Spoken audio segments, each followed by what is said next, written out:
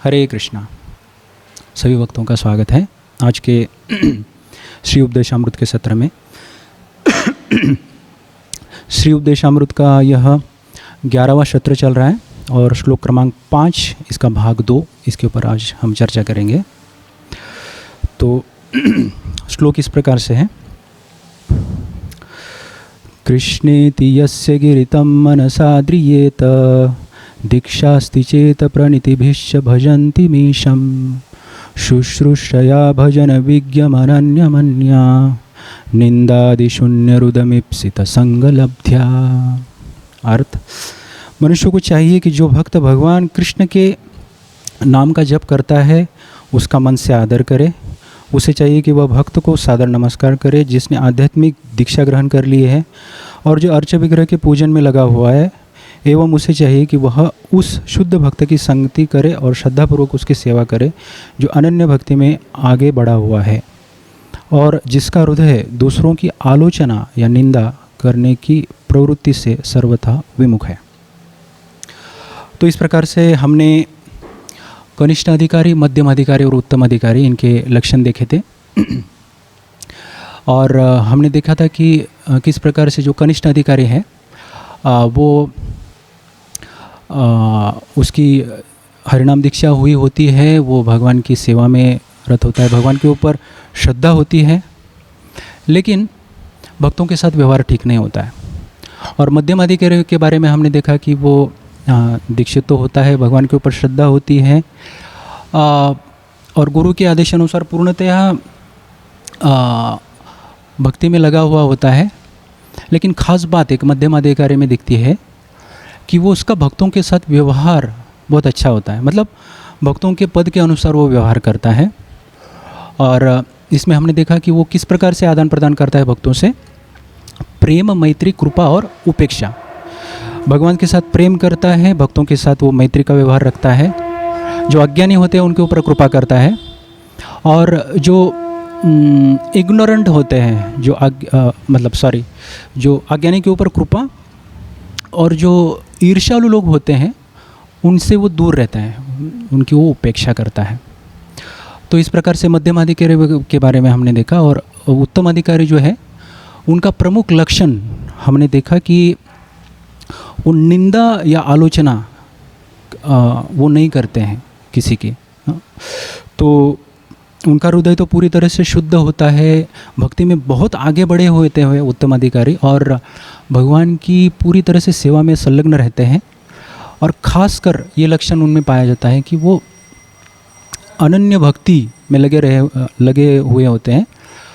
हृदय आलोचना से पूरी तरह से रहित होता है, निंदा नहीं करते हैं किसी की। और हमने देखा कि प्रभुपाद जी बोलते हैं कि किस प्रकार से हमको जो है कनिष्ठ अधिकारी से मध्यम अधिकारी से उत्तम अधिकारी की तरफ हमको जो है अग्रसर होना चाहिए। और हमने ये भी देखा कि भक्तिविनोद ठाकुर जो है उनके मतानुसार जो है उत्तम अधिकारी की परिभाषा क्या है। एक उत्तम अधिकारी की पहचान भक्तिविनोद ठाकुर बताते हैं कि वो कितने पति जीवों को वो वैष्णव बनाता है, उसके ऊपर निर्भर करता है कि वो उत्तम अधिकारी है या नहीं। तो ये उत्तम अधिकारी की परिभाषा भक्तिविनोद ठाकुर बताते हैं। और आज हमने सोचा कि इसी को लेके थोड़ा सा विस्तार से चर्चा की जाए ताकि हम अच्छे से इसको समझ पाएँ कि एग्जैक्टली ये उत्तम अधिकारी होता क्या है या मध्यम अधिकारी क्या होता है। बहुत बार ये पाया जाता है कि जो प्रचार हेतु जो उत्तम अधिकारी जो है उसको मध्यम अधिकारी के स्तर पे आना होता है और जब वो मध्यम अधिकारी के स्तर पे आके जब प्रचार करता है तो अपने ये जो भक्ति में बहुत सारे इस प्रकार से वो लोगों को भक्ति में ला सकता है और भक्त बनाता है। तो बहुत बार ये देखा जाता है कि जो उत्तम अधिकारी जो है मध्यम अधिकारी के स्तर पे आके वो जो है भक्त बनाने का प्रयास करता है, लोगों को प्रेरित करता है इस प्रकार से। तो अभी हमने सोचा कि ये जो उत्तम अधिकारी के बारे में तो चर्चा करनी है, तो इसके लिए एक अच्छा उदाहरण हम ढूंढ रहे थे। और हालांकि हम देखते हैं कि प्रभुपाद से बढ़कर इससे बढ़िया एक उदाहरण क्या हो सकता है एक उत्तम अधिकारी के लिए, अगर उसके ऊपर हमको अगर चर्चा करनी है। तो साक्षात प्रभुपाद जी हमको उनके उदाहरण से दिखा रहे हैं कि एक उत्तम अधिकारी क्या होता है और हमको किस तरह से जो है उस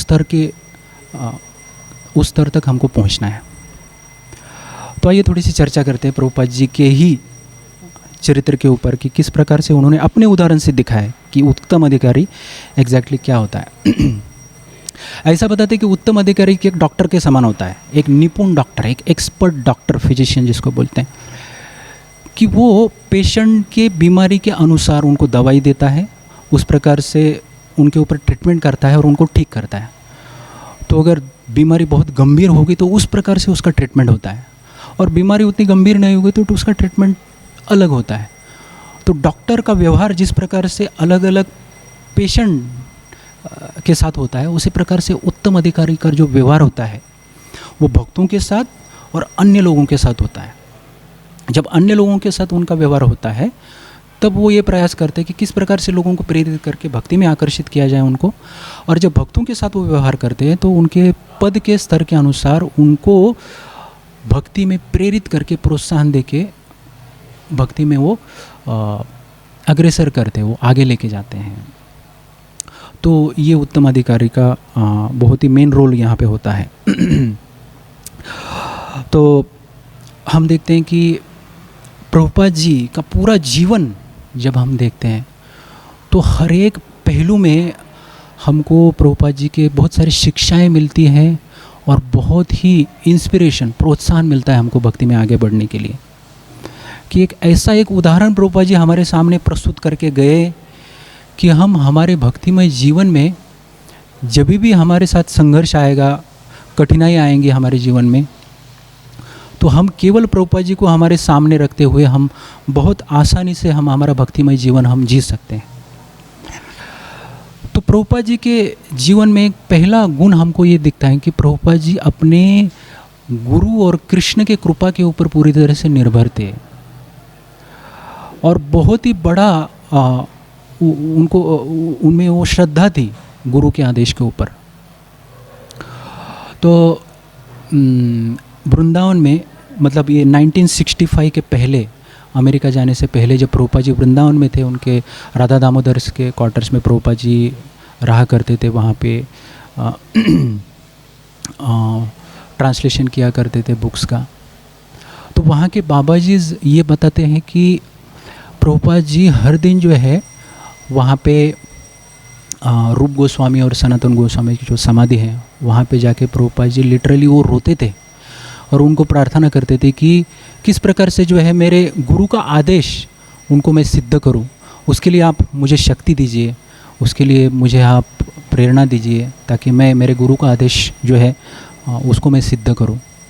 तो हमेशा जो है प्रभुपाद जी वहाँ पे झाड़ू लगाते थे, साफ़ सफाई करते समय वो प्रार्थना करते और प्रभुपाद जी रोते थे।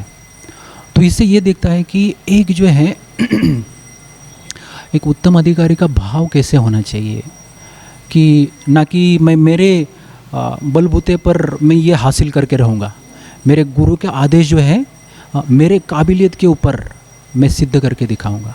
नहीं, पहले प्रभुपाद जी ये दिखाते हैं कि किस प्रकार से गुरु का आदेश आपको अगर पालन भी करना हो तो आचार्य, पूरे जो आचार्य गुरु परंपरा है उनके आशीर्वाद हमारे साथ होने आवश्यक होते हैं।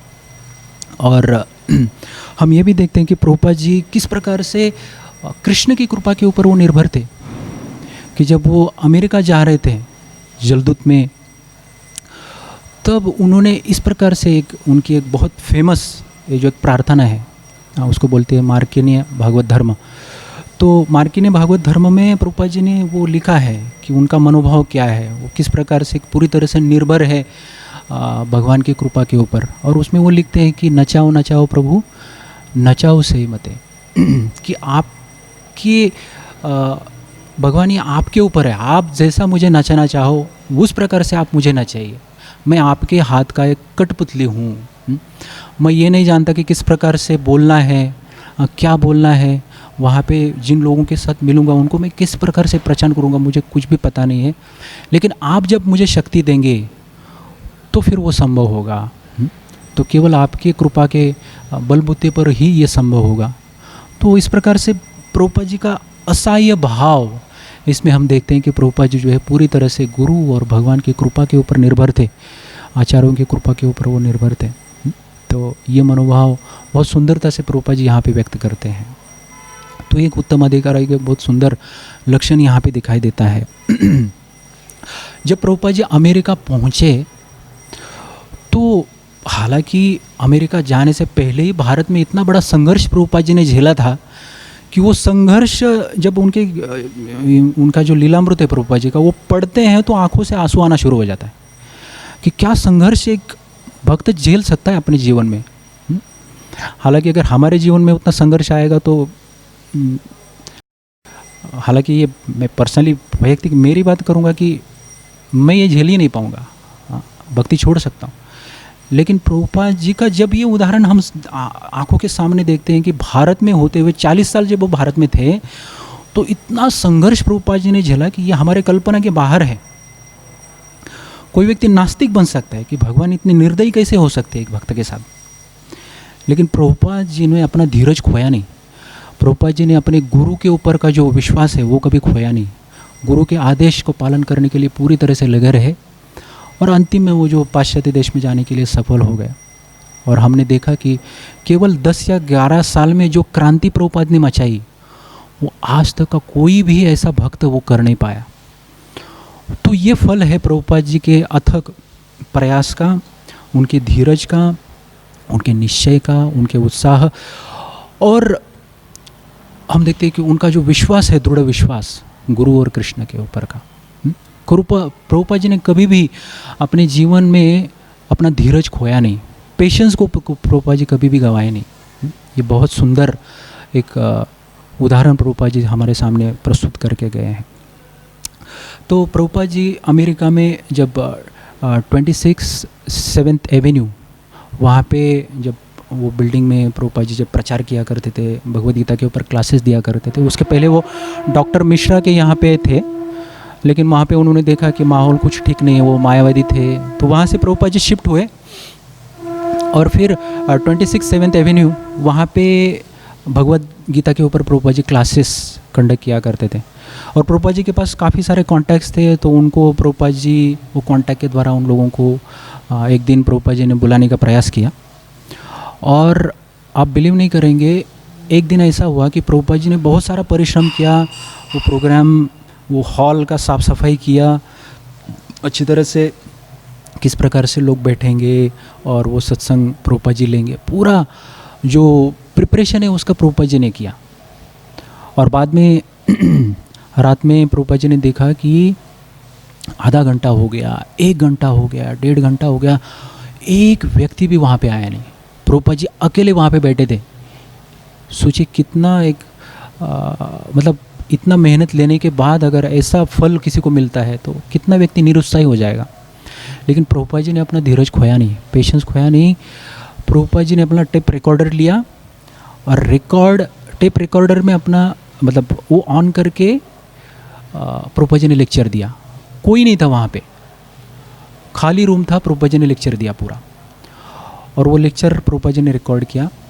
और बाद में वही हम देखते हैं कि वो जो प्रभुपाद जी को रिकॉर्डिंग है आगे चल के Bhagavad Gita as it is का इंट्रोडक्शन बना। और वो इंट्रोडक्शन आप अगर पढ़ेंगे तो वो इतना पावरफुल इंट्रोडक्शन है कि वो पढ़ के ही कितने सारे लोग कृष्ण भावना में जुड़ गए। आज हम देखते हैं तो कई सारे लोग जो हैं कृष्ण भावना में वो केवल वो इंट्रोडक्शन पढ़ के आए हैं और बाद में वो भक्त बने हैं। तो इतना पावरफुल इंट्रोडक्शन था। मानो कि इस प्रकार से प्रभुपाद ने प्रवचन दिया है कि सामने कई सारे लोग बैठे हैं, हॉल एकदम खचाखच फुल भरा हुआ है और प्रभुपाद जी प्रवचन दे रहे हैं। तो इसको बोलते हैं उत्साह। तो प्रभुपाद जी अपने उदाहरण से दिखाते हैं। उनके गुरु महाराज का उनको आदेश था कि अगर कोई भी ना आए तो 4 दीवारी को आप प्रवचन दे दो, लेकिन ऐसे ही बैठे मत रहो कि कोई आया नहीं है इसलिए प्रचार ही नहीं करना है।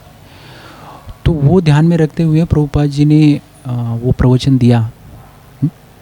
और एक दूसरी जगह पे हम भी देखते हैं कि जब कई सारे शिष्य बने तो उनके शिष्यों ने एक मेरे ख्याल से कहाँ पे, लंदन में या कहीं पे, तो एक हडसन हॉल था, वहाँ पे बहुत बड़ा आयोजन किया प्रभुपाद जी के प्रोग्राम के लिए, लेकिन वहाँ पे भी कोई आया नहीं था। लेकिन मानो प्रभुपाद जी ने वो हॉल में इस प्रकार से प्रवचन दिया कि मानो हज़ारों लोग सामने बैठे हैं। तो इसको बोलते हैं उत्साह, इसको बोलते हैं धैर्य, इसको बोलते हैं अपने गुरु के आदेशों का पालन किस प्रकार से हमको करना चाहिए। तो यही तो फल है कि प्रभुपाद जी आगे चल के बहुत बड़ा सक्सेस उन्होंने पाया, और ये कृष्ण भावना का जो आंदोलन है इसकी स्थापना उन्होंने की। तो जब प्रभुपाद जी के बहुत सारे शिष्य बने तो एक दिन उनके शिष्यों ने प्रभुपाद जी को पूछा कि प्रभुपाद बताइए कि आपके गुरु महाराज के साथ आपका रिश्ता कैसा था। तो प्रभुपाद जी बोले कि मेरे गुरु महाराज के साथ मेरा रिश्ता केवल 5 शब्द थे। तो my relationship with my spiritual master was only 5 words. How can I serve you? ये only 5 words थे. How can I serve you? तो ये मेरा रिश्ता था और वो मैं कर रहा हूँ, और उसी प्रकार से मैंने मेरे गुरु के साथ संबंध रखा है। तो प्रभुपाद जी अपने शिष्यों को सिखा रहे थे कि आप भी जो है मेरे साथ संबंध रखना है तो इस प्रकार का संबंध रखो कि कैसी गुरु की सेवा की जाए, उनके वाणी को सुन के, उनके इंस्ट्रक्शंस को सुन के उनका पालन करना। तो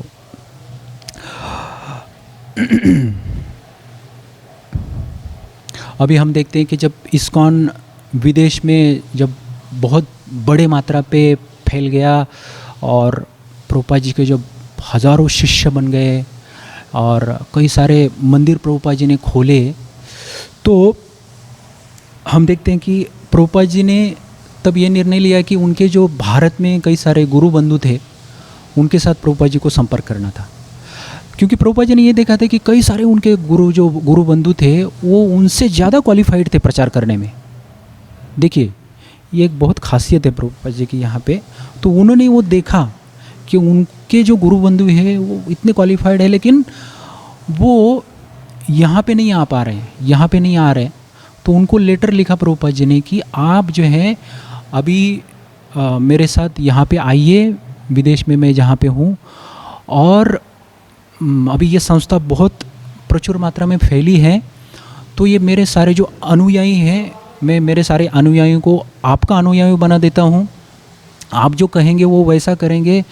और प्रभुपाद जी ने बोला कि आप जो ये है इस्कॉन संस्था आप इसको टेक ओवर कीजिए, और आप में मुझसे ज़्यादा काबिलियत है, मुझसे ज़्यादा ज्ञान आप में है, आपको पता है किस प्रकार से और अच्छा प्रचार, मेरे से भी अच्छा प्रचार आप कर सकते हैं, तो आप यहाँ पे आइए और इस्कॉन को टेक ओवर कीजिए।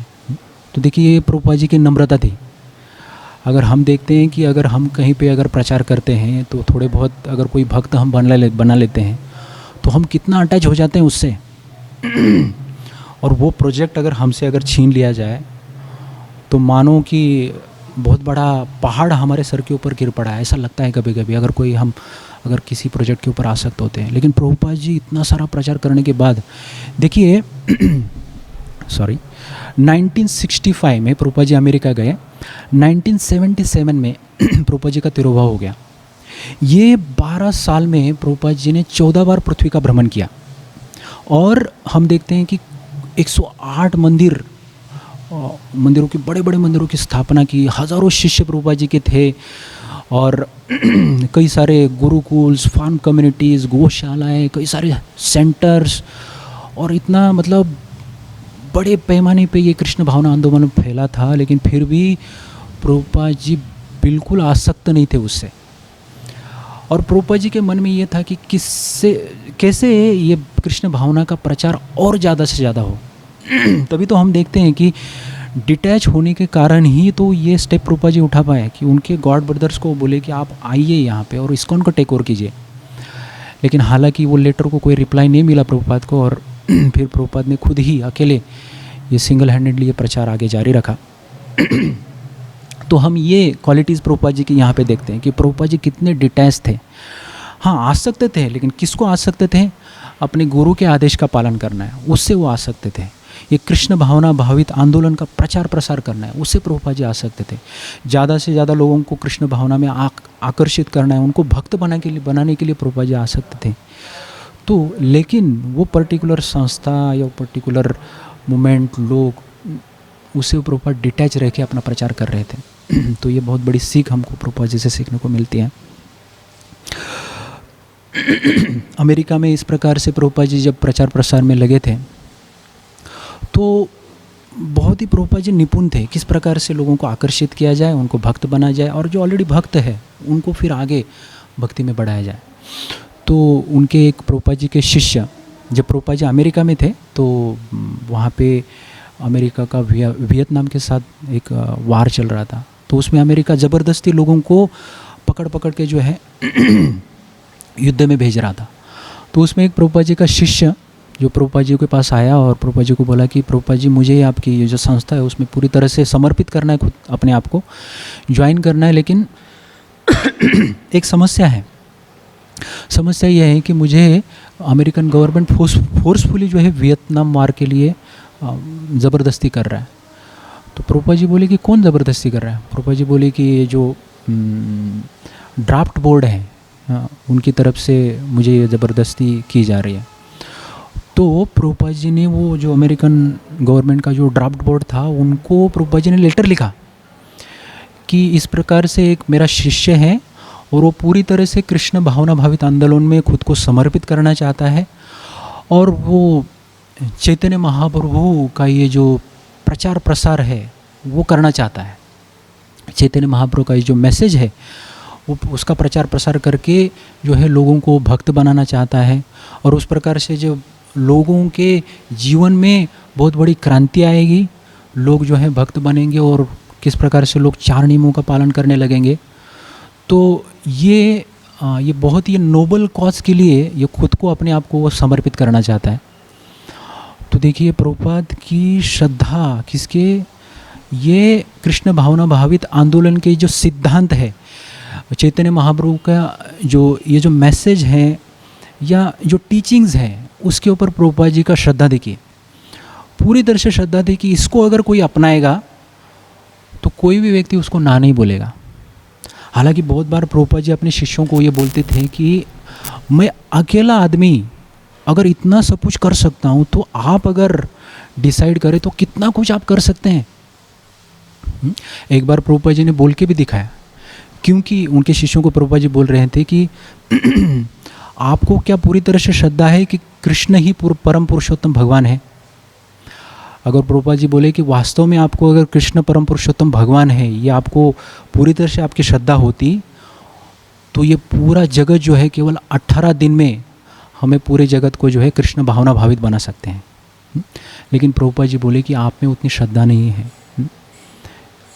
तो प्रभुपाद जी दिखा रहे हैं कि किस प्रकार से जो है ये सिद्धांत है, ये जो टीचिंग्स है चैतन्य महाप्रभु के, उनके ऊपर हमको श्रद्धा होनी चाहिए। तभी तो इन श्रद्धा के ऊपर, बलबूते के ऊपर प्रभुपाद जी ने इतने सारे शिष्य बनाए, इतने सारे लोगों को भक्त बनाया। तो इस प्रकार से जब लेटर प्रभुपाद जी ने वो ड्राफ्ट बोर्ड को भेजा तो आप बिलीव नहीं करेंगे, वहाँ से रिप्लाई आया कि परमिशन ग्रांटेड। और इस प्रकार से जो शिष्य जो है फिर वहाँ पे गया नहीं, प्रभुपाद जी के आंदोलन में वो समर्पित हो गया और कृष्ण भावना का उसने प्रचार प्रसार शुरू किया। तो हम देखते हैं कि प्रभुपाद जी बहुत बड़ी श्रद्धा थी प्रभुपाद जी को कृष्ण के ऊपर, गुरु के आदेशों के ऊपर और चैतन्य महाप्रभु की जो टीचिंग्स है इसके ऊपर। तो हमें भी उस प्रकार का श्रद्धा हमें विकसित करना जरूरी होता है। हालांकि प्रभुपाद जी ने जो है इंदिरा गांधी, उस समय जो है इंदिरा गांधी मेरे ख्याल से प्राइम मिनिस्टर थी, तो इंदिरा गांधी को प्रभुपाद जी ने लेटर भेजा कि आप जो है ये देखो कि पार्लियामेंट के सभी जो सदस्य हैं क्या वो 16 माला कर रहे हैं। They should be chanting 16 rounds and they should be following 4 regulatory principles.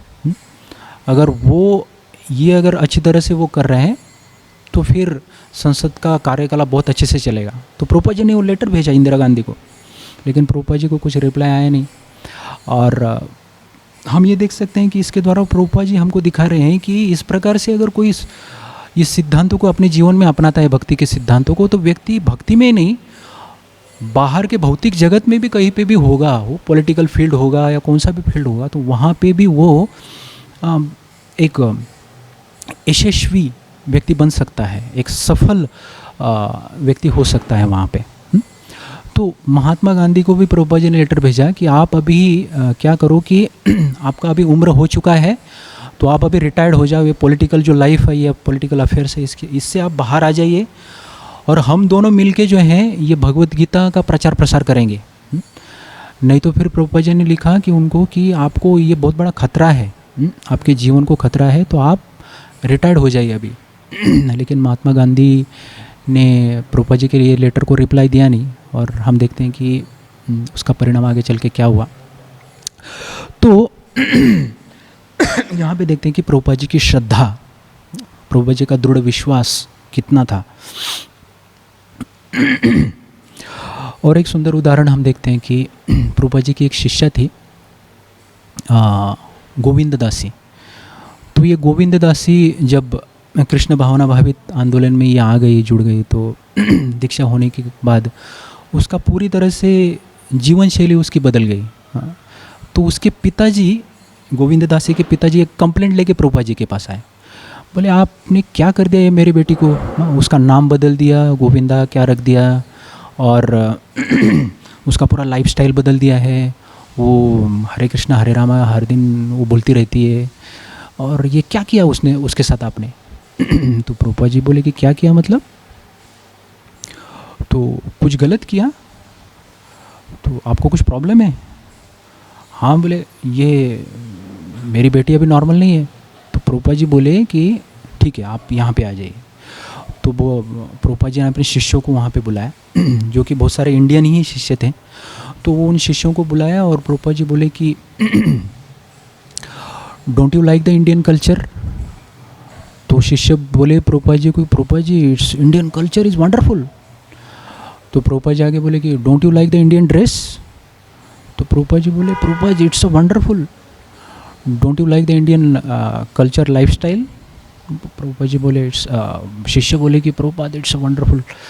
तो वंडरफुल वंडरफुल बोलते जा रहे हैं, और ये व्यक्ति गोविंद दासी का जो पिताजी है वो एकदम आश्चर्यचकित हो गया है कि अगर ये इतनी सराहना कर रहे हैं तो शायद मैं ही कुछ गलत हूँ।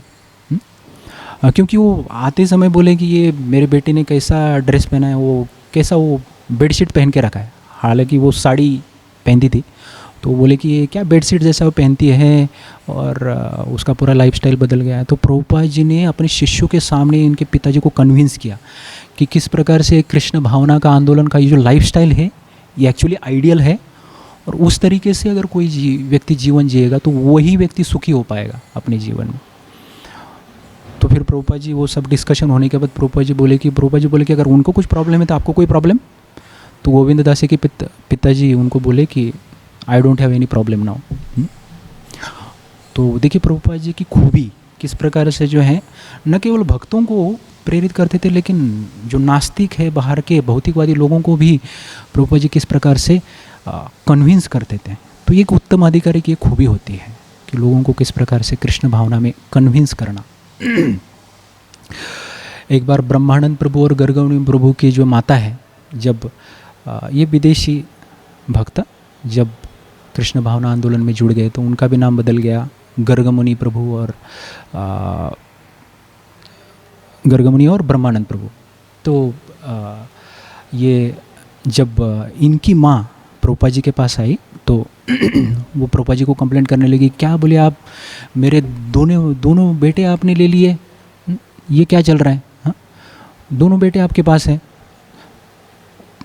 तो हालांकि ये पूरी तरह से कृष्ण भावना भावित आंदोलन में वो समर्पित हो गए थे। तो अभी फिर प्रभुपाद जी को समस्या होगी कि किस प्रकार से इनको कन्विंस करें। तो प्रभुपाद जी ने बस यूँ ही वो प्रॉब्लम सॉल्व किया। प्रभुपाद जी बोले कि अरे आपके ये बेटे हिप्पी का लाइफस्टाइल जी रहे थे, रास्ते पे पड़े हुए थे, नशे में एकदम धुत थे, उनको पता नहीं चल रहा था कि क्या दिन है क्या रात है, रास्ते पे ऐसे पड़े थे और कितने दिन तक तो वो नहाए भी नहीं थे। तो मैं उनको उठा के लेके आया, उनको अच्छी तरह से क्लीन किया, साफ़ सुथरा किया, उनको नहलाया अभी मैं उनको पाल पोस रहा हूँ मेरे संस्था में, उनको बहुत अच्छे तरह से वेजिटेरियन डाइट में उनको खिला रहा हूँ, भगवान का शुद्ध प्रसाद वो खा रहे हैं हर दिन, और जो कुछ भी चाहिए वो मैं उनको दे रहा हूँ, सारा खर्चा मैं खुद अकेला उठा रहा हूँ। तो आपको कंप्लेंट किस बात की होनी चाहिए? खर्चा मैं कर रहा हूँ और कंप्लेंट आप क्यों कर रही हैं? तो ये खर्चा तो उल्टा आपको मुझे देना चाहिए, चलो निकालो $2000। तो प्रभुपाद जी उनको बोले कि $2000 मुझे दे दो, क्योंकि ये खर्चा मेरा, ये इतना बड़ा खर्चा मैं उनको कर रहा हूँ। तो ये गर्गमुनि प्रभु और ब्रह्मानंद प्रभु की जो माता है एकदम आश्चर्यचकित रहेगी कि ये किस प्रकार से स्वामी है। स्वामी जी तो ये अलग ही प्रकार के। तो फिर वो कुछ बोल ही नहीं पाए। तो फिर वो जब डिस्कशन हुआ बहुत देर, तो वो कन्फ्यूज़ हो गए कि नहीं, हाँ मेरे बेटे जो हैं वो सही रास्ते पे हैं, हाँ ये बहुत शुद्ध जीवन जी रहे हैं, और ये उनके लिए ये बहुत ही वास्तविक में ये बहुत उचित मार्ग है उनके लिए, उनके प्रगति के लिए। वो जहाँ कहीं भी रहेंगे, यहाँ मेरे बेटे जो एकदम सेफ हैं, उनका जो भविष्य उज्जवल है। तो जब गर्गमुनि प्रभु और ब्रह्मानंद प्रभु की जो माता है जब जाने लगी, तो उनको बुलाया और उनको बोली कि you are in the right hands, आप जो है एक सही व्यक्ति के हाथ में आपका जीवन है, तो इसी प्रकार से आप आपका जीवन जियो। तो प्रभुपाद जी बहुत निपुण थे किस प्रकार से किसको कन्विंस करना है। और इतना ही नहीं, प्रभुपाद जी मेंटरिंग में अगर किसी को काउंसलिंग करना है तो उसमें भी जो है प्रभुपाद जी बहुत निपुण थे। इसका एक बहुत सुंदर उदाहरण आता है, जब प्रभुपाद जी विदेश से जब भारत में आए, तो प्रभुपाद जी अपना बहुत सारा समय जो है राधा रास बिहारी मंदिर, जुहू का जो मंदिर है, जुहू में राधा रास बिहारी मंदिर, वहाँ पे बिताया करते थे और अपने शिष्यों के साथ। और हर दिन जो है प्रभुपाद जी मॉर्निंग वॉक के लिए जाया करते थे। तो जैसे ही वो जुहू का जो जुहू बीच है, समुद्र किनारे, जो प्रभुपाद जी वहाँ से हर दिन जाया करते थे। तो प्रभुपाद जी का भक्तों के साथ डिस्कशन होता था। तो बहुत बार ऐसा होता था कि उनके साथ जो है वहाँ के डॉक्टर पटेल, जो कि एक गुजराती वैष्णव थे, तो उनके साथ वो वार्तालाप करते थे, और वो मायावादी थे। और प्रभुपाद जी के साथ वो जब चर्चा करते थे, तो वो चर्चा में ये डॉक्टर पटेल बहुत ही एग्रेसिव हो जाते थे और कई बार गुस्सा हो जाते थे। और फिर उनका एग्रेसिव नेचर देख के जब उनको रिप्लाई करना होता था, तो प्रभुपाद जी भी बहुत बार जो है ऐसे लगता था कि प्रभुपाद जी को गुस्सा आ गया, और गुस्से में प्रभुपाद जी उनको आंसर देते थे। प्रभुपाद जी भी बहुत एग्रेसिव बनते थे। तो एक दिन तो ऐसा हुआ कि ये जो डॉक्टर पटेल हैं, वो जब चर्चा करने लगे तो बहुत एग्रेसिव बन गए। और जब प्रभुपाद जी के जो शिष्य थे, वो उस समय वो सन्यासी थे, बहुत सारे शिष्य, तो उनके हाथ में डंडा था। तो प्रभुपाद जी के शिष्य जब उन्होंने देखा कि ये डॉक्टर पटेल एग्रेसिव हो गए हैं, इतना गुस्सा हो गए, तो उनको रहा नहीं गया। और शिष्यों को ऐसा लग रहा था कि बस प्रभुपाद जी अभी एक संकेत दे दें हमें कि बस अभी आप शुरू हो जाओ डंडा लेके डॉक्टर पटेल के ऊपर। तो उनके मन में ये भाव आता था। लेकिन प्रभुपाद जी अपना धीरज कभी खोए नहीं, अपना पेशेंस खोए नहीं। तो बहुत अपने एंगर को कंट्रोल करके जो है प्रभुपाद जी डॉक्टर पटेल के जो क्वेश्चंस है उसको आंसर करते थे। तो ये देख के प्रभुपाद जी के शिष्य भी आश्चर्यचकित हो जाते थे। और एक दिन तो ऐसा हुआ कि डॉक्टर पटेल मॉर्निंग वॉक में आए ही नहीं। तो प्रभुपाद जी बोले कि वेर इज डॉक्टर पटेल, उनको हम देख नहीं रहे आज, कहाँ गए? तो जब शिष्य ने ये सुना तो उनका तो पूरा मनोभाव बदल गया कि अरे हम तो अलग ही तरीके से डॉक्टर पटेल को देख रहे थे और प्रभुपाद जी का एंगल देखने का बहुत ही अलग है। तो उन्होंने देखा है कि ये प्रभुपाद जी का जो गुस्से की बुनियाद है वो कुछ अलग ही है। गुस्सा तो है ही नहीं एक्चुअली, अंदर में प्रभुपाद जी के मन में कुछ अलग ही है उनके बारे में। तो प्रभुपाद जी बोले कि वो डॉक्टर पटेल को बुला के लेके आओ। तो वो पटेल को बुला के लेके आए प्रभुपाद जी के शिष्य, और प्रभुपाद जी फिर बातें करने लगे उनसे। प्रभुपाद जी बोले कि देखिए doctor Patel, don't become angry on me, I am like your Elder brother, मैं आपका एक बड़े भाई जैसा हूँ। तो एक बड़े भाई का कर्तव्य होता है कि छोटे भाई को जो है वो सुधारे, छोटे भाई की जो गलतियाँ हैं उसको सुधारे, और उसके लिए कभी कभी उसको डांटना पड़ता है, डांट फटकार करनी पड़ती है। तो मैंने अगर आपके साथ ऐसा कोई बर्ताव किया हो तो मुझे क्षमा कीजिए, लेकिन मेरा मनोभाव ऐसा नहीं है। जिस प्रकार से प्रभुपाद जी बोले कि ये बलराम जी जो हैं कृष्ण के बड़े भाई हैं, और बलराम जी जो हैं बहुत बार देखते थे कि कृष्ण जो हैं उनको कैसे स्ट्रेटन करना है तो उनको कैसे उनको गलतियाँ सुधारने के लिए बलराम जी अपना व्यवहार कई बार ऐसे दिखाते थे, लेकिन मन में ऐसा कुछ नहीं है मेरे। प्रभुपाद जी बोलते थे कि मैं आपके बड़े भाई जैसा हूँ। तो जब डॉक्टर पटेल ने यह सुना तो एकदम आश्चर्यचकित हो गए और उनका हृदय एकदम बदल गया। वो बोले कि अरे ये स्वामी जी तो वास्तव में मेरे हितचिंतक हैं, वो सही में चाहते हैं कि मैं कुछ मेरे जो गलतियाँ हैं उसको मैं सुधारूँ और सही तत्वज्ञान है उसको मैं प्राप्त करूँ। तो प्रभुपाद जी ने उनको भगवद्गीता एज इट इज़ दी और प्रभुपाद जी बोले कि इसको पढ़ो आप जाके। और डॉक्टर पटेल जब घर पे गए तो प्रभुपाद जी की जो गीता है एज इट इज़ उसको पढ़ने लगे और उन्होंने अपनी एक गीता निकाली जो रामानुजाचार्य की जो कमेंट्री है गीता के ऊपर उसको पढ़े और दोनों को कंपेयर किया उन्होंने। और उन्होंने देखा कि प्रभुपाद जी की जो गीता है एज इट इज़ उसके सिद्धांत हुबेहूब रामानुजाचार्य के सिद्धांत से मिलते हैं, कोई उसमें भेद नहीं है। तो उन्होंने जान लिया कि ये स्वामी जी वास्तव में इनका ये जो कार्य है बहुत महान है। और फिर कई सालों के बाद जो है ये डॉक्टर पटेल जो है उन्होंने फिर बीटीजी में बैक टू गॉडेड मैगजीन में एक अपना खुद का एक लेख लिखा। तो उसमें वो लिखते हैं कि my precious moments on the sands of Juhu beach, the precious moments of my life on the sands of Juhu beach, ये इसका एक टाइटल दिया उन्होंने अपने लेख का और वो बीटीजी में छापा। और उसमें उन्होंने लिखा कि किस प्रकार से एक्चुअली वास्तव में ये जब गीता मैंने पढ़ी तब जाना कि एक्चुअली भगवान श्री कृष्ण जो है अर्जुन को ये जो गीता के बारे में संदेश क्या बताना चाहते हैं अर्जुन को वो, और वास्तव में गीता का मर्म को मैंने जान लिया जब ये गीता मैंने पढ़ी। तो ये डॉक्टर पटेल है, इनका ये मनोभाव था कई दिनों के बाद। तो इस प्रकार से जो है प्रभुपाद जी ने कई सारे लोगों का हृदय परिवर्तन किया। और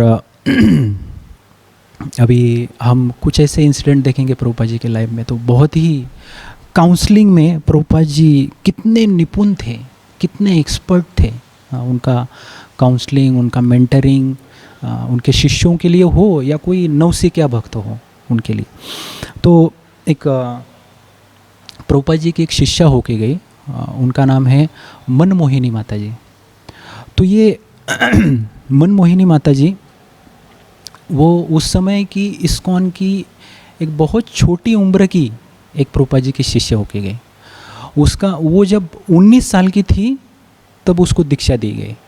जब वो 20 साल की हो गई तो उसका विवाह हो गया। 21 साल में उसको एक छोटी बेटी हो गई, पुत्री हो गई। और फिर 22वें साल में ही तुरंत वो विधवा हो गई, उसका पति का देहांत हो गया।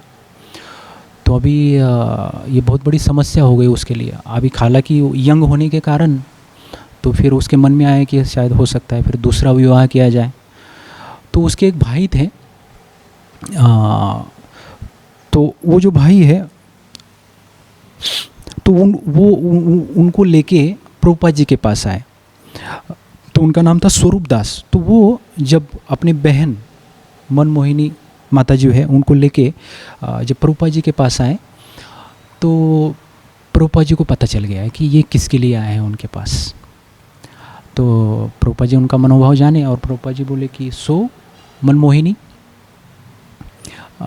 Tell me what you want to speak, you want to get remarried or you want my advice. तो प्रभुपाद जी डायरेक्टली बोले उनको कि you want to get remarried or you want my advice. तो मनमोहिनी माता जी समझ गई कि प्रभुपाद जी को क्या बोलना है। तो मनमोहिनी माता जी बोली कि Prabhupada I want your advice.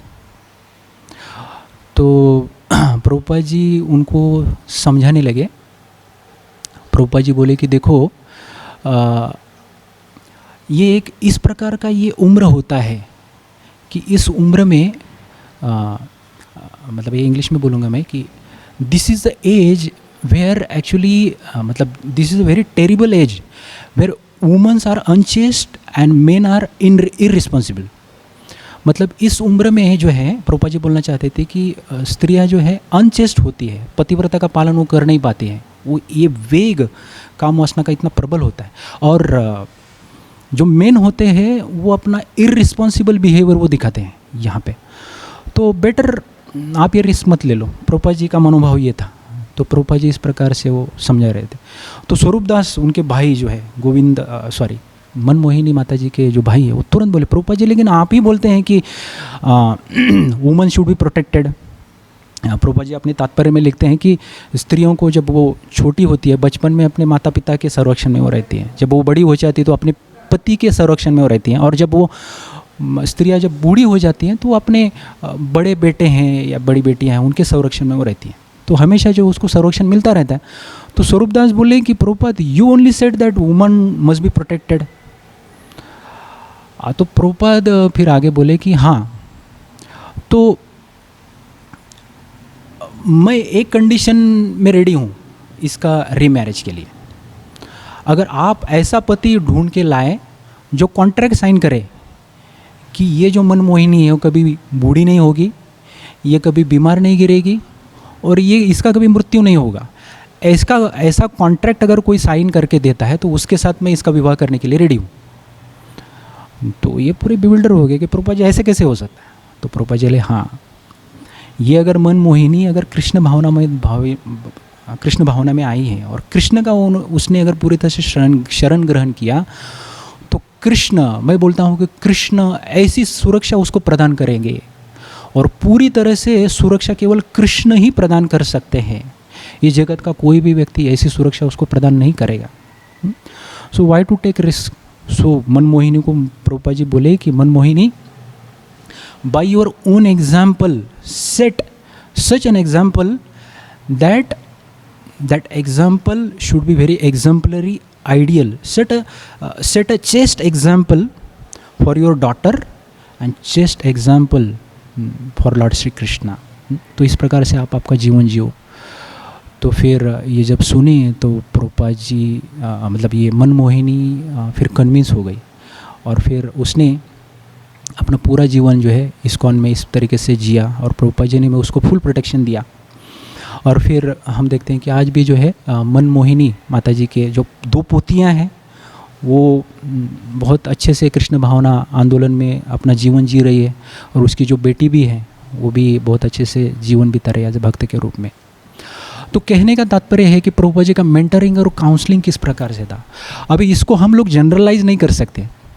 हालांकि ये भी देखा गया है कि बहुत बार जो है रीमैरिजेस जो हैं वो बहुत बड़ा वरदान भी हो सकते हैं और हो जाते हैं, ऐसा बहुत बार देखा जाता है। तो ये केस टू केस जो है ये वेरी हो सकता है। लेकिन एक एक्सपर्ट जो भक्त होता है, एक उत्तम अधिकारी होता है, तो वो according to time place and circumstances के हिसाब से जो है वो आदेश देता है अपने भक्तों को और वो ये देखता है कि इनके लिए क्या अनुकूल होगा। तो उस प्रकार का माहौल देख के प्रभुपाद जी किसी भी प्रकार का ये रीमैरिज का जो है वो रिस्क नहीं लेना चाहते थे।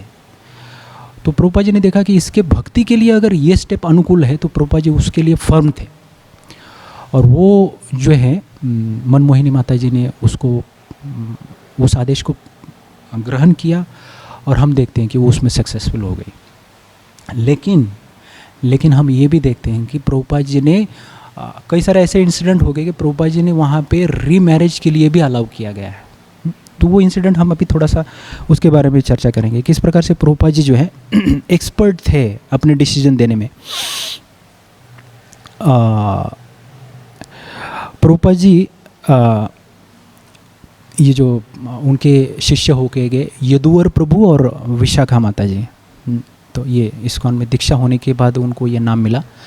तो ये एक इस्कॉन में आने से पहले यदुवर प्रभु और विशाखा माता जी एक एजेंसी के लिए काम करते थे और तो वो एजेंसी के द्वारा उनको इंडिया में भेजा गया कि आप जाओ और फिर इस प्रकार से आप वो फोटोग्राफी और अलग अलग प्रकार से लेख लिखना वो उनका काम था।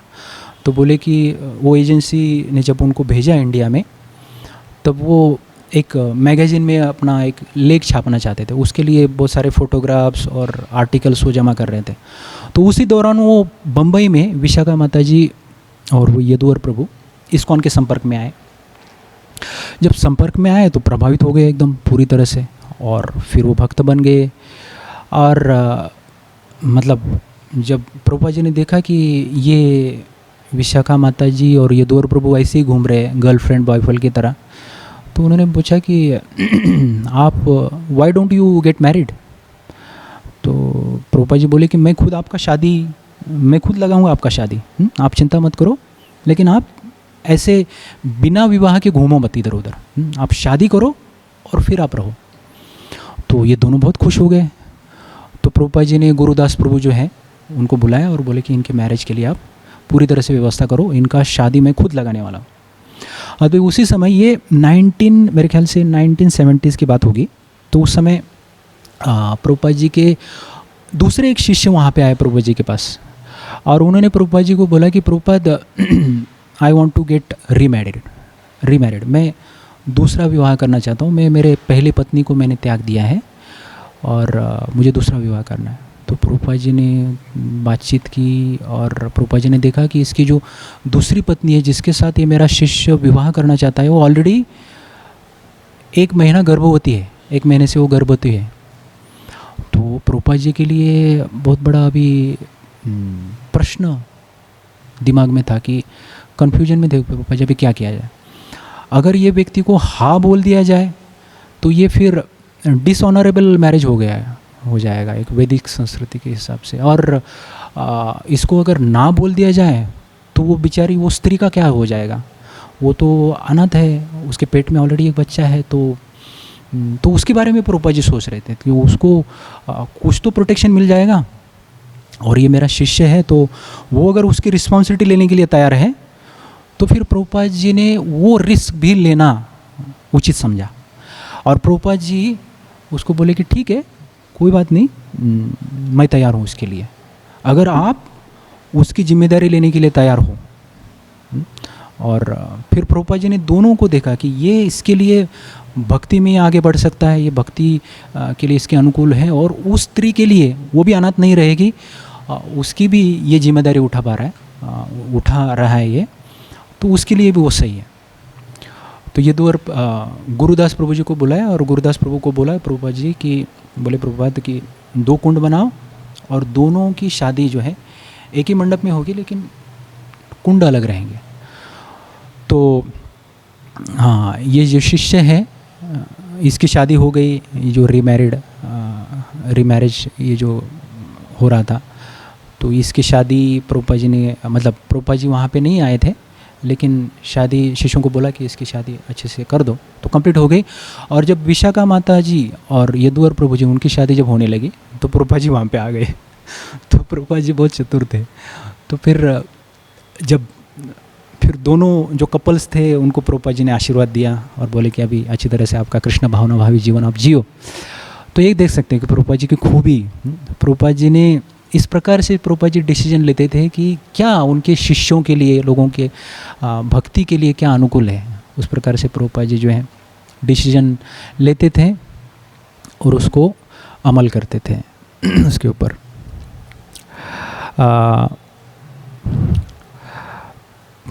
और बहुत एक सुंदर उदाहरण आता है इसमें कि जानकी माता जी और मुकुंद, इनका भी एक उदाहरण आता है बहुत सुंदर।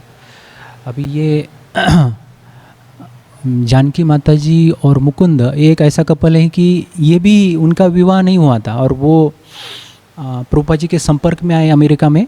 और प्रभुपाद जी जब बावरी में थे, बावरी में प्रभुपाद जी अपने क्लासेस लिया करते थे, तो ये दोनों वहाँ पे आया करते थे, ये जानकी और मुकुंद। तो प्रभुपाद जी ने देखा कि ये दोनों ऐसे ही है, इनका मैरिज नहीं हुआ है लेकिन बहुत दिनों से ऐसे ही बॉयफ्रेंड गर्लफ्रेंड की तरह ये घूम रहे हैं, तो ये उचित नहीं है। प्रभुपाद जी ने फिर एक दिन उनको बुलाया, उनके साथ चर्चा की। तो ये दोनों ने, जानकी और मुकुंद ने, सबसे पहले प्रभुपाद जी को उनके अपार्टमेंट में इनवाइट किया कि बोले कि प्रभुपाद जी आप आइए, देखिए हमारा अपार्टमेंट ऐसा ऐसा है। तो प्रभुपाद जी गए, उनका अपार्टमेंट देखा अच्छी तरह से, लेकिन इनको कुछ पता नहीं है कि किस प्रकार से एक वैष्णव सन्यासी है उनका आवभगत करना चाहिए, उनको वेलकम करना चाहिए। प्रभुपाद जी को इस हद तक कि पानी भी नहीं दिया, इतने हद तक वो एटिकेट जानते नहीं थे। लेकिन प्रभुपाद जी ने सब सहा। प्रभुपाद जी एक शब्द भी नहीं बोले।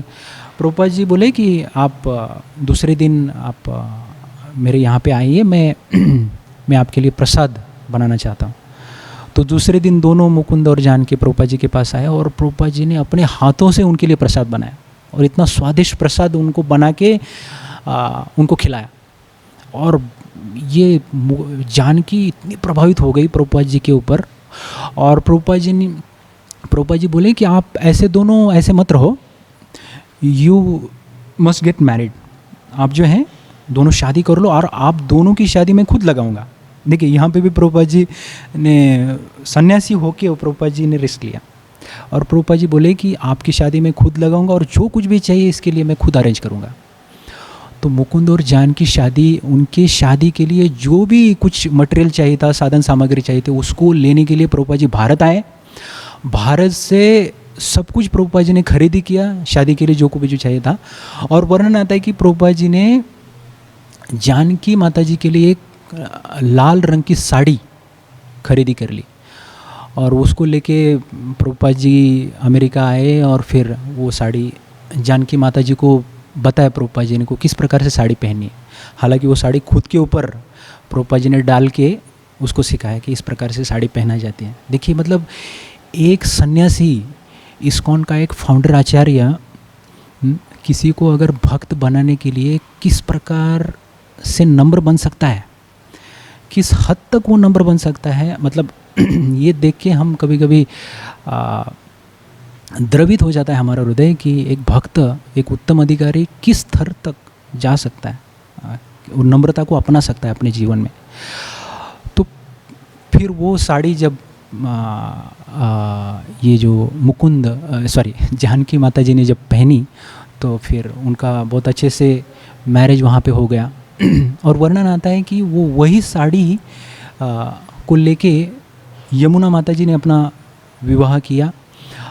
अब यमुना माता जी जो है जानकी माता जी की ये बड़ी बहन है और फिर वही साड़ी को पहन के यमुना माता जी ने अपनी शादी की। और फिर वही साड़ी को मालती माता जी जो कि श्याम सुंदर प्रभु जी की जो पत्नी है, तो मालती माता जी ने वही साड़ी पहन के जो है अपनी शादी की। तो ये ओरिजिनल रिसाइकल था। तो इस प्रकार से हम देखते हैं कि प्रभुपाद जी जो है अपने भक्तों को या फिर नए नवसिखिया जो लोग हैं, नवसिखिया भक्त हैं, उनको भक्ति में आगे बढ़ाने के लिए किस प्रकार से वो उनको प्रेरणा दे रहे थे। और फिर मुकुंद और जानकी इस प्रकार से जब भक्ति में आगे बढ़ रहे थे तो कुछ दिन के बाद ऐसा हुआ कि ये जो जानकी है उसने भक्तों के बीच कुछ समस्याएं को देखा। समस्याएं देखी तो वो पूरी तरह से विचलित हो गई और जब वो प्रभुपाद जी के पास आई और प्रभुपाद जी को बोली कि डायरेक्टली प्रभुपाद जी को बोली कि I am living ISKCON Prabhupada. तो प्रभुपाद जी को बहुत बुरा लगा ये सुन के। प्रभुपाद जी बोले what, you are living ISKCON? Prabhupada ji बोले so what can I do? Can I help you to keep you in the ISKCON? And then she said no. वो डायरेक्टली जानकी माता जी बोले कि no Prabhupada, you can't help me. तो प्रभुपाद जी बोले okay then you can leave, close the door and go. तो जब जानकी माता जी वहाँ से निकल गई तो जब उसने दरवाज़ा बंद किया तो उसको प्रभुपाद जी के रोने का आवाज़ सुनाई दिया। प्रभुपाद जी फूट फूट के रोने लगे, इतने ज़ोर ज़ोर से प्रभुपाद जी रो रहे थे। देखिए मतलब एक भक्त को अगर कोई इतना मेहनत लेता है तो स्वाभाविकता से अंदर से बहुत बुरा लगता है कि किस प्रकार से भक्त भक्ति को छोड़ के जा रहा है। तो वास्तव में वो कोई भी हो, अंदर से बहुत बुरा लगता है। तो प्रभुपाद जी इस प्रकार से बहुत बुरा लग रहा था उनको, तो प्रभुपाद जी रो रहे थे। और तो ये सब सीन जो है वहाँ पे यमुना माता जी ने देखा, जानकी माता जी की बड़ी बहन। तो उसको समझ में आया कि ये जो जानकी है ये हालांकि छोड़ के जा रही है लेकिन इसका नॉलेज जो है कृष्ण भावना में इतना पक्का नहीं है। हालांकि वर्णन आता है कि ये जानकी जो है उस समय कृष्ण भावना के सिद्धांतों जो है उसके पक्के नहीं थे, इतना नॉलेज नहीं था उसको शास्त्रों का। और जब भक्तों के बीच में जब उसने इस प्रकार से कुछ गलतफहमियाँ, कुछ समस्याएं देखी तो उसको वो झेल नहीं पाई। और हालांकि वो सिद्धांत पक्के ना होने के कारण, फिलॉसफी पक्की न होने के कारण, उसका संबंध प्रभुपाद के साथ एक भावुक स्तर पे था। तो वो तुरंत जब वो समस्याएं उसको झेल नहीं पाई तो वो इस्कॉन छोड़ने का उसने निर्णय लिया और वो चली गई। हालांकि कुछ सालों के बाद वो वापस इस्कॉन में आई और फिर अपना जीवन वो भक्ति में पूरी तरह से उसने कृष्ण भावना आंदोलन में दे दिया जब उसने फिलॉसफी को अच्छे से जाना तब।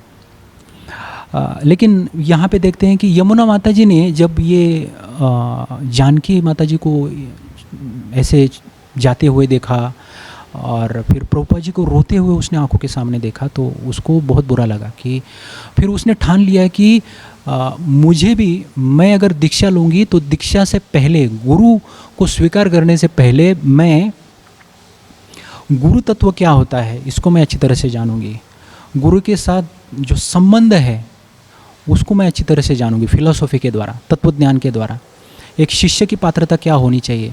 तो मैं सबसे पहले मेरे सिद्धांत को मैं पक्का करूंगी। जब तक ये ज्ञान मुझे आता नहीं है गुरु और शिष्य का, तब तक मैं गुरु को स्वीकार नहीं करूंगी मेरे जीवन में। फिर वो प्रभुपाद जी के उस समय केवल 3 ही वॉल्यूम थे, वो पूरे प्रभुपाद जी के 3 स्कंद वो लेके गई रेडवुड फॉरेस्ट में और वहाँ पे 3 महीना लगातार यमुना माता जी ने वो पूरे ग्रंथ पढ़ दिए, सिद्धांत को अच्छी तरह से समझा, फिलॉसफी जानी अच्छी तरह से, और फिर 4 नियमों का पालन किया अच्छी तरह से। 16 माला उसने 3 महीने लगातार किए और फिर ये निर्णय किया कि अभी मैं दीक्षा लेना चाहती हूँ। प्रभुपाद जी के पास आई और उसने दीक्षा ली। और फिर वर्णन आता है कि यमुना माता जी ने उसके लास्ट मतलब अंत तक, जीवन के अंत तक उसने कृष्ण भावना आंदोलन को कभी छोड़ा नहीं, वो कृष्ण भावना आंदोलन में रही। लेकिन यहाँ पे देखते हैं कि क्यों हुआ ऐसे, क्योंकि यमुना माता जी बोल रही थी कि मेरी जो बहन है वो छोड़ के चली गई, क्योंकि उसकी बुनियाद जो है सिद्धांत के ऊपर, प्रभुपाद जी के साथ उसका जो रिश्ता था वो सिद्धांत के ऊपर आधारित नहीं था और मेरे सिद्धांत मैंने पक्के किए थे, फिलॉसफी मैंने पक्के। तो यमुना माता जी बोली कि my relationship with Prabhupada was protected by the philosophy given by the Prabhupada. तो इस प्रकार से यमुना माता जी बोलती हैं कि मैं टिकी रही इस्कॉन में क्योंकि सिद्धांत मेरे पक्के थे। तो ये बहुत सीख हमको मिलती है कि हमें भी गुरु के साथ रिश्ता है जो हमारा सिद्धांत के तौर पे, सिद्धांत के आधार पे ये रिश्ता होना चाहिए। ये भावुक स्तर पे गुरु से संबंध नहीं होना चाहिए हमें। या किसी भी संस्था में जब हम जुड़ जाते हैं, जो भी हम नियम पालन करते हैं या फिर जो प्रोसेस हम फॉलो करते हैं, तो वो फिलॉसफी के आधार पे, वो उसकी बुनियाद फिलॉसफी होनी चाहिए, उसकी बुनियाद तत्वज्ञान होना चाहिए। जब वो ज्ञान हमको होता है तब फिर श्रद्धा दृढ़ होती है। सिद्धांत बोलिया चित्ते ना करे आलस, यह आए थे कृष्ण लागी सुदृढ़ मानस। तभी हमारी भगवान के ऊपर, गुरु के ऊपर की जो श्रद्धा है वो दृढ़ हो सकती है सिद्धांत के समझने से। तो हम देख सकते हैं कि फिर यहाँ क्या प्रभुपाद जी असफल रहे? यहाँ प्रभुपाद जी जो है एक उत्तम अधिकारी का जो उदाहरण स्थापित करने के लिए असफल रहे? नहीं। हम देखते हैं कि प्रभुपाद जी जो है कभी भी इसमें भी चुके नहीं। अभी हम देखते हैं कि कई सारे शिष्य जो हैं कृष्ण भावना आंदोलन छोड़ के तो गए, लेकिन जब वो प्रभुपाद जी की फिलॉसफी को उन्होंने जब पढ़ा तो वापस फिर से आए। जैसे हम देखते हैं कि जानकी माता जी वापस आए और बाकी के कई सारे शिष्य जो हैं जब छोड़ के चले गए थे तो वापस कृष्ण भावना में आए। तो हम देखते हैं कि प्रभुपाद जी जो हैं, जब वो देखते थे कि जब उन्होंने देखा कि जानकी माता जी जो है, हालांकि वो उसके सिद्धांत इतने पक्के नहीं हैं, लेकिन इसको अगर मैं कुछ सिद्धांत बताने जाऊं तो उसको वो डाइजेस्ट नहीं कर पाएगा अभी इस समय। तो उसको प्यार देना उचित है, उसको इस प्रकार से उसके साथ वो आदान प्रदान करना जरूरी है जो उसके लिए अनुकूल होगा। तो उस समय प्रभुपाद जी उसको फिलॉसफी भी देना चाहते थे, लेकिन उसने वो ग्रहण नहीं किया, लेकिन यमुना माता जी ने वो किया। तो हम देखते हैं कि जानकी माता जी के साथ प्रभुपाद जी का व्यवहार थोड़ा अलग था, और यमुना माता जी के साथ प्रभुपाद जी का व्यवहार तो थोड़ा अलग था। प्रभुपाद जी बोले कि अगर मैं जानकी के साथ अगर स्ट्रांग रहूँगा तो ये छोड़ के चली जाएगी, और यमुना के साथ मैं स्ट्रांग रह सकता हूँ क्योंकि मुझे पता है कि ये छोड़ेगी नहीं। लेकिन जानकी माता जी भली छोड़ के चली गई, लेकिन वो वापस फिर से आई। क्यों? क्योंकि प्रभुपाद जी ने फिलॉसफी इतनी अच्छे से प्रेजेंट की थी। तो अभी यमुना माता जी का ही उदाहरण ले ले, तो जब वो वृंदावन में थी, अभी वो बहुत आगे भक्ति में बहुत आगे बढ़ चुकी थी, और उसका जो गोविंदम आदि पुरुषम ये सॉन्ग भी प्रभुपाद जी ने उसको अलाउ किया था। सारे मंदिर में जो गोविंदम आदि पुरुषम तमहम भजामि ये सॉन्ग उनका चलता था। तो इतनी फेमस होने के कारण प्रभुपाद जी को पता था कि इसके सिद्धांत पक्के हैं, मैं इसके साथ बहुत कठोरता से व्यवहार भी करूं तो ये इस्कॉन छोड़ेगी नहीं। तो एक बार ऐसा हुआ कि वृंदावन में प्रभुपाद जी को एक क्वार्टर था, वो क्वार्टर्स में यमुना माता जी ने सोचा कि इसको इतना अच्छी तरह से साफ करे कि प्रभुपाद जी जब आएँ तो मेरी सराहना हो जाएगी। प्रभुपाद जी तो प्रभुपाद जी मेरी सराहना करेंगे, तो बहुत अच्छी तरह से इतनी साफ सफाई अच्छी तरह से की कि वो एक्सपेक्ट कर रही थी कि अभी प्रभुपाद जी जो है मेरी सराहना करेंगे। तो प्रभुपाद जी आए, क्वार्टर्स को देखा, बहुत रूम इतना अच्छा सा साफ सुथरा था। लेकिन प्रभुपाद बहुत निपुण थे अपने शिष्यों की गलती ढूंढने में और को सुधारने में। तो प्रभुपाद जी ने वहाँ पे टेबल पे पड़ा हुआ एक स्टेपलर लिया, स्टेपलर को खोला, उसके अंदर को जो पिन्स है वो निकाले और अंदर उंगली डाल के धूली निकाली और बोले कि ये देखो you have not clean this properly, so clean it. तो यमुना माता जी देख के इतना आश्चर्य हो गए, प्रभुपाद जी के स्टैंडर्ड क्या है क्लीनलीनेस के, प्रभुपाद जी यहाँ तक। तो जब प्रभुपाद जी बोले कि क्लीन इट प्रॉपरली, तो प्रभुपाद जी को ये पता था कि मेरी जो ये शिष्या है इसके सिद्धांत इतने पक्के हैं कि हालांकि मैं इसको डांटूंगा भी तभी भी जो है इसको बुरा नहीं लगेगा। हाँ, क्योंकि ये जानती है कि मेरा मनोभाव क्या है, ये इस्कॉन कभी भी छोड़ेगी नहीं। तो हर एक भक्त के साथ जो है प्रभुपाद जी का व्यवहार अलग होता था, वैसे प्रभुपाद जी डील करते थे। एक नास्तिकवादियों के साथ प्रभुपाद जी का रिश्ता अलग था, एक व्यवहार अलग था। एक मायावादी थे, उनके साथ प्रभुपाद जी का व्यवहार अलग रहता था। सन्यासियों के साथ ब्रह्मचारी, हर एक। तो ये उत्तम अधिकारी की एक खूबी होती है कि उसको पता होता है कि इन लोगों को, इन भक्तों को किस प्रकार से भक्ति में आकर्षित किया जाए और उनको आगे भक्ति में आगे बढ़ाया जाए। तो ये एक उत्तम अधिकारी की एक खूबी होती है। और बहुत बार ऐसा भी देखते हैं कि उत्तम अधिकारी अपने जो शिष्य है या जो अनुयायी है उनका अहंकार भी कैसे उनको चूर चूर करते हैं, जो कि भक्ति के लिए अनुकूल होता है, वैसा व्यवहार होता है। जैसे भी वृंदावन में एक ऐसी घटना आती है कि वृंदावन में प्रभुपाद जी जिस कमरे में रहते थे वो फ्लोर पूरा ब्लैक था, तो वो ब्लैक मार्बल होने के कारण धूली जब पड़ती थी वो दिखती थी। तो जब धूली पड़ी थी तो उनके एक शिष्य को प्रभुपाद जी ने बुलाया, तो प्रभुपाद जी बोले क्लीन इट प्रॉपरली, उसको अच्छी तरह से साफ करो, बहुत गंदा दिख रहा है। तो शिष्य प्रभुपाद जी को बोले कि प्रभुपाद जी एक्चुअली ये वैष्णव धूली है। तो प्रभुपाद जी बोले आई नो इट, लेकिन there is only one Vaishnava in ISKCON and that is me. You are just trying to become a Vaishnava, so now clean this properly. तो प्रभुपाद जी उनको बोले कि हालांकि ये प्रभुपाद जी अहंकार के कारण ऐसा नहीं बोल रहे थे। प्रभुपाद जी को ये पता, प्रभुपाद जी ये उसको बता रहे थे कि ये जो आप में जो सो कॉल्ड ये जो नॉलेज है, वैष्णव की जो परिभाषा है, उसको आप सुधारो, ये उचित नहीं है। तो इस प्रकार से प्रभुपाद जी अपने शिष्यों को डांटते थे और उनको सुधारते थे, लेकिन अंदर से पूरी तरह से शुद्ध थे प्रभुपाद।